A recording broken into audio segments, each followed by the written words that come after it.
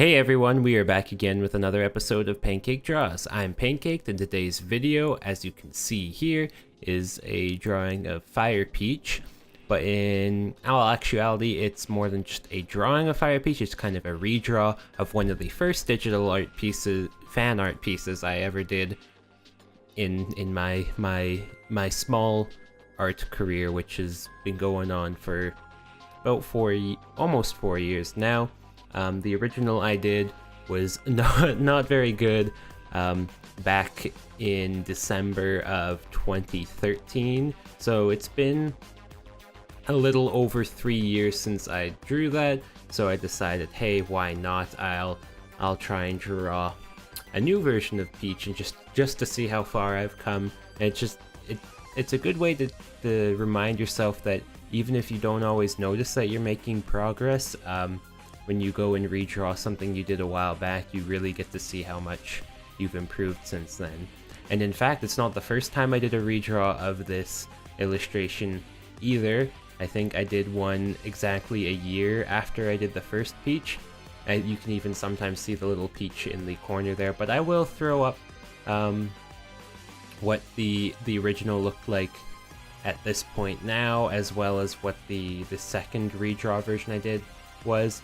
And both of those just don't pale in comparison to where my skill is now, and I'm feeling pretty happy overall with how my drawing abilities have improved since then, and it gives me hope that I'll only just keep improving as time goes on. You can see with all the sketching that I did have quite a bit of, not really trouble with the eye, but I redid the eye quite a few times there. But this was only just a half body shot, so it's not quite the same as the other two I did, which were full body shots. And at this point, I'm just inking the piece here, using varying pressure like I always do. You know the drill. This is also probably going to be used on my revamped commissions page once I finally get to that.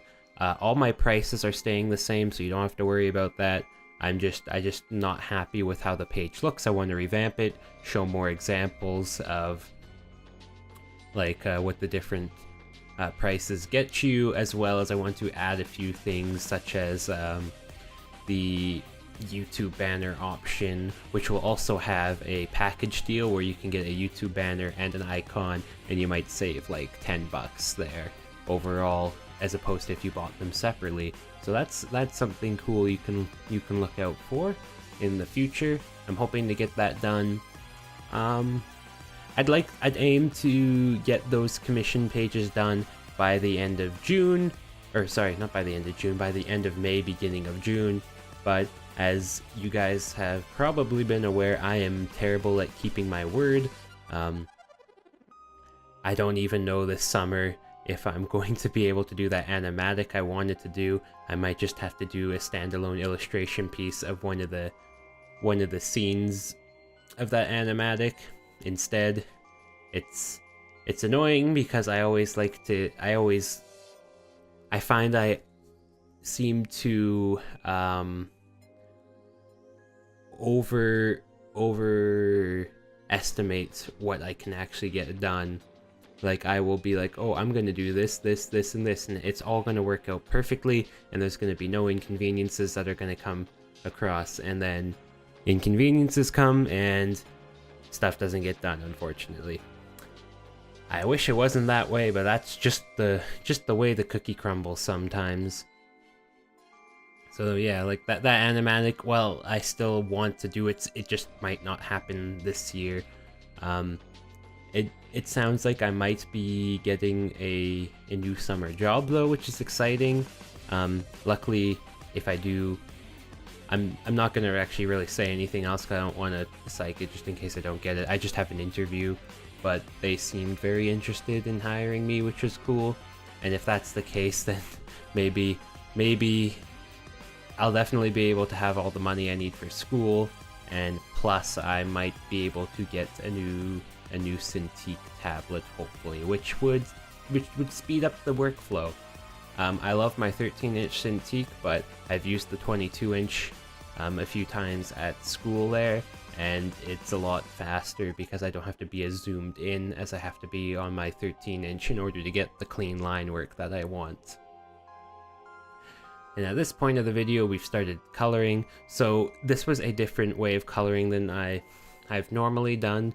It's still cell shaded, but what I did to get the proper, I guess, lighting, because this piece was supposed to be a bit darker, so I just threw in what Peach's actual colors were, then I made a layer on top of it, and you can see I started cell shading, but then I thought, hey, why don't I just get the lower values?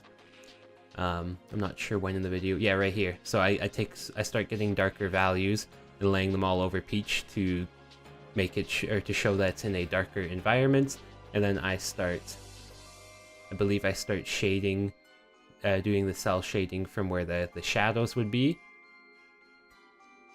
Pretty soon here, anyways.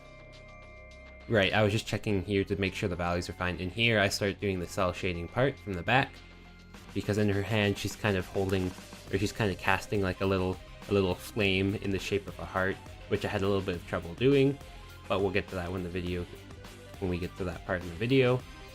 So you can see I'm adding my primary shadows here. I don't think I add a secondary darker shadow, but I do add a rim lighting later, as well as I think I thicken up some of my line work in certain spots because I found it was a little too thin for what my style usually portrays, so I thickened up, I think, the bottom of the dress and around the arm and the back of the neck, but that's about it, really. And yeah, here you can see me doing the first attempt of the flame heart.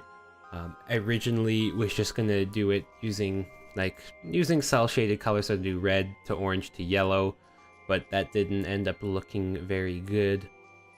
Yeah, the orange part's done here, just cleaning up the edges, and then I went in with I duplicated the layer, I added a Gaussian blur behind it to give it a kind of softer look to it,